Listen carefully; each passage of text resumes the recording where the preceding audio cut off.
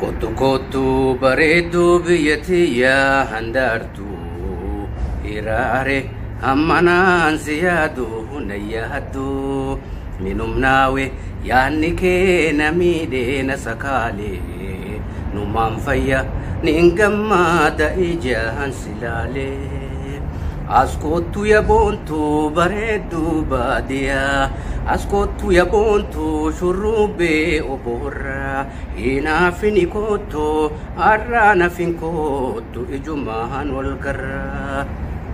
Adda nu baafte yeroon tuni anaaf firaan adda nu baafte waytiin tuni anaaf firarra wal arguun taate dharraa wal arguun taate dharraa.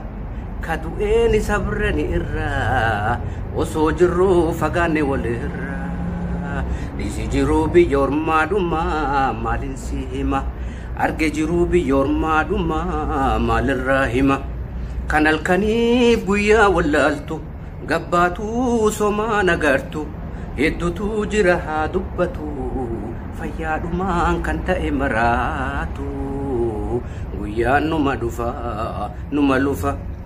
Barris lakkawamaa tuma deemaa wanni arku hundi anaaf barnootumaa.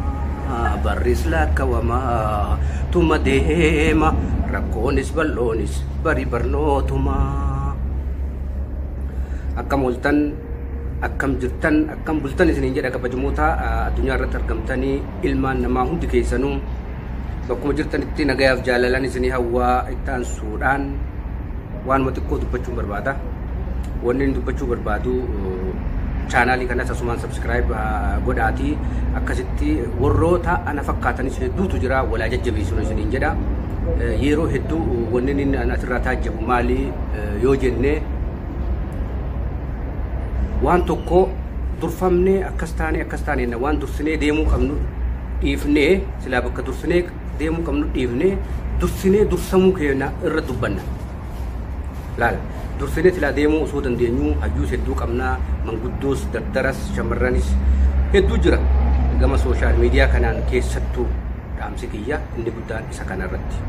Kanaaf hamma dandeenyuun haa irratti hojjennu hin hojjenne keessattuu akka yuutuub chaanaalii kanas ta'ii miidiyaa garaagaraa irrattis dursinee hanqina keenya dursinee dubbachaa turre hanqina qabaachuu keenya dursinee irratti dubbachuu irra dursinee ammoo haa irratti hojjennu.